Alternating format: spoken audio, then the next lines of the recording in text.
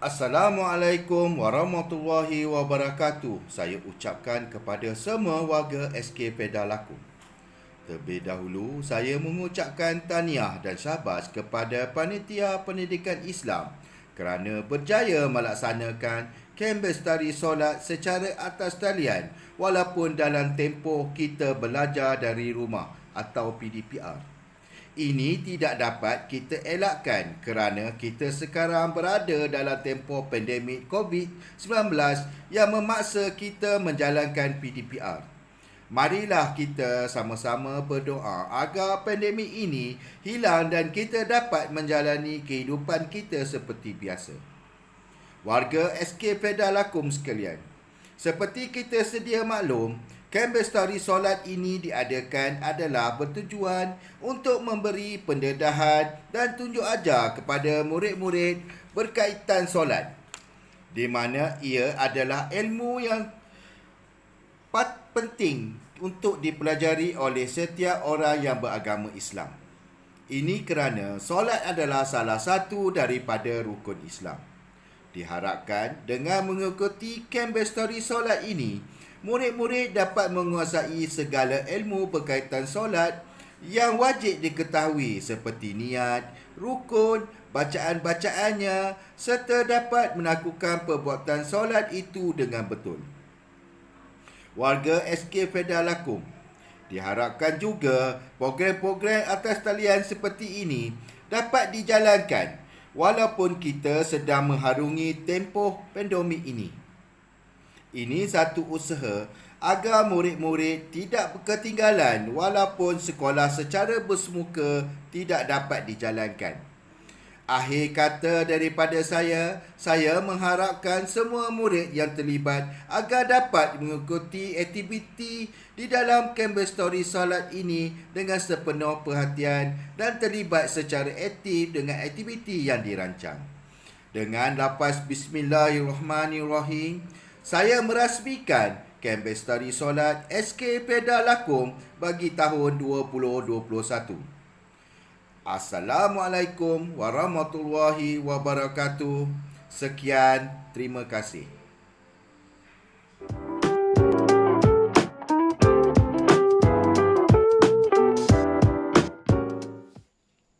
Assalamualaikum warahmatullahi wabarakatuh. Apa khabar semua? Kaifalukum? Saya doakan semua berada di dalam keadaan sihat walafiat. Baiklah, Panitia Pendidikan Islam akan mengadakan program kem bestari solat untuk semua murid Islam dari tahun 1 hingga tahun 6. Objektif program ini adalah 1. Memberi pendedahan kepada murid cara solat yang betul. 2. Murid dapat melaksanakan semua perbuatan dan bacaan dalam solat dengan betul dan lancar. 3. Menanam sikap tanggungjawab untuk melaksanakan solat fardu sebagai ibadat yang wajib. 4. Memberi pendedahan kepada murid tentang cara solat yang sempurna.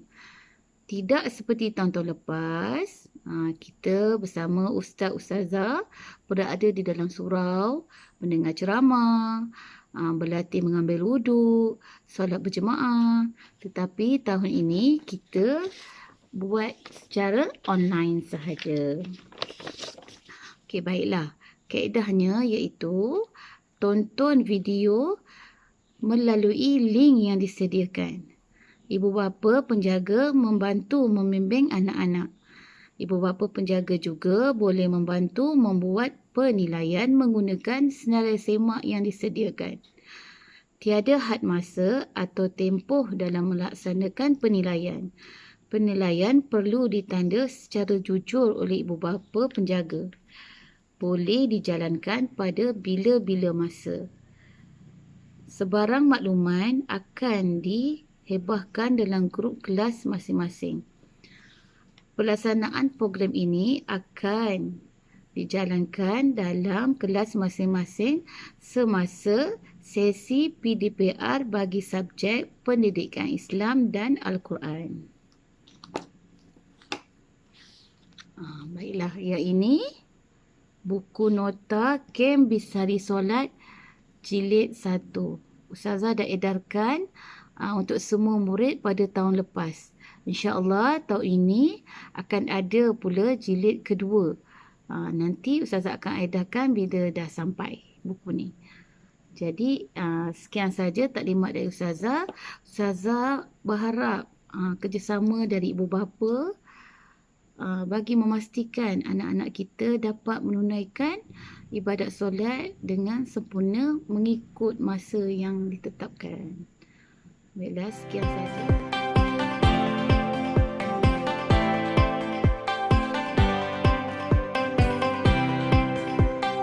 Assalamualaikum warahmatullahi wabarakatuh. Alhamdulillah wassalatu wassalamu ala Rasulillah wa ala alihi wa sahbihi ajma'in, amma ba'd. Yang dikasihi Tuan Guru Besar Cikgu Fazil, barisan pentadbir, yang dikasihi Ketua Panitia Pendidikan Islam Ustazah Siti Sarah, barisan guru-guru penolong, guru-guru pendidikan Islam, murid-murid yang dikasihi semua. Alhamdulillah, kita bersyukur pada Allah Subhanahu Wa Taala kita bertemu lagi pada kali ini untuk sama-sama meneruskan lagi agenda ataupun program yang telah kita laksanakan pada tahun-tahun yang lalu, iaitulah Kem Bestari Solat. Namun pada kali ini kita terpaksa melaksanakannya secara maya kerana kekangan yang kita hadapi dan wabak yang kita sedang hadapi sekarang ini, iaitulah wabak COVID-19. Semoga Allah Subhanahu Wa Taala melindungi kita dan menjauhkan kita serta membebaskan kita, negara kita daripada wabak ini, insya-Allah. Walau bagaimanapun, kita akan laksanakannya mengikut kemampuan yang ada pada diri kita, iaitulah secara maya. Murid-murid yang dikasihi semua, semuanya ini untuk menunjukkan bahawa betapa pentingnya solat ataupun ibadat solat ini kepada diri seorang hamba ataupun seorang Islam. Setelah kita mengakui kita mempunyai pencipta kita ataupun Tuhan kita, iaitulah Allah Subhanahu Wa Taala, maka kita perlu membuktikan bahawa kita benar-benar mempunyai Tuhan dan kita mengikut segala perintahnya, kerana kita yakin bahawa kita tidak boleh lari ataupun terlepas daripada perintah Allah, kerana Dialah yang menciptakan alam ini dan menciptakan kita. Seterusnya, setelah Dia menciptakan manusia, maka Dia memerintahkan kita supaya mengikut perintahnya. Antara perintah Allah Subhanahu Wa Taala kepada kita melalui Nabi sallallahu alaihi wasallam, iaitulah ibadat solat sebagai tanda kita tunduk kepada Allah Subhanahu Wa Taala. Baik, dan ibadat solat ini bukanlah sesuatu yang baru kepada kita, tetapi ibadat ini merupakan ibadat yang paling lama di dunia. Ianya ibadat yang pernah dikurniakan kepada nabi-nabi yang terdahulu, kepada Nabi Adam sehinggalah kepada Nabi Muhammad sallallahu alaihi wasallam. Oleh kerana itu, maka ibadat ini juga dilaksanakan oleh nabi-nabi yang terdahulu dan orang-orang yang terdahulu yang mengikut nabi-nabi mereka, kerana kita menyembah Tuhan yang sama, Tuhan yang satu, iaitulah Allah Subhanahu Wa Taala. Murid-murid yang dirahmati Allah, oleh kerana sembahyang ini menjadi sesuatu yang penting dalam kehidupan kita, maka kita melihat Allah Subhanahu Wa Taala juga menyediakan ganjaran yang dikhususkan kepada orang yang solat, iaitulah Allah menciptakan ataupun Allah menyediakan 8 syurga untuk dimasuki oleh hamba-hambanya yang beriman kepada Allah dan melaksanakan segala perintahnya. Di antara salah satu pintu syurga ini dikhususkan kepada orang yang solat.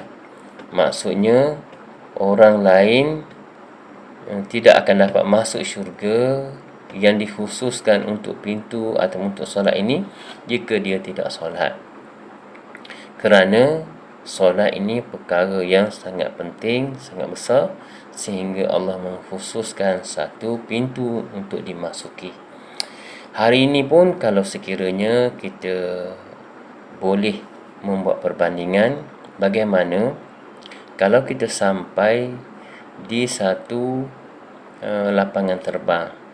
Bila sampai di lapangan terbang, maka pintu lapangan terbang yang ingin kita masuki ataupun akan kita masuk untuk menuju ke destinasi yang kita ingini. Baik, bila kita sampai di lapangan terbang itu dia mempunyai beberapa pintu. Salah satu pintunya, selain daripada pintu yang dimasuki apabila sampai, akan dilalui oleh orang-orang biasa ataupun orang awam. Macam kita akan ada pintu yang dikhaskan. Dalam masa yang sama juga ada pintu yang dikhaskan kepada orang-orang kenamaan ataupun VVIP ataupun yang kita sebut sebagai istimewa. Maka pintu ini tidak boleh dimasuki oleh orang biasa, melainkan mereka yang ada gelaran VVIP, maksudnya mereka yang mempunyai keistimewaan. Begitulah juga syurga Allah sediakan untuk mereka yang solat. Ada satu pintu khusus untuk mereka yang solat saja.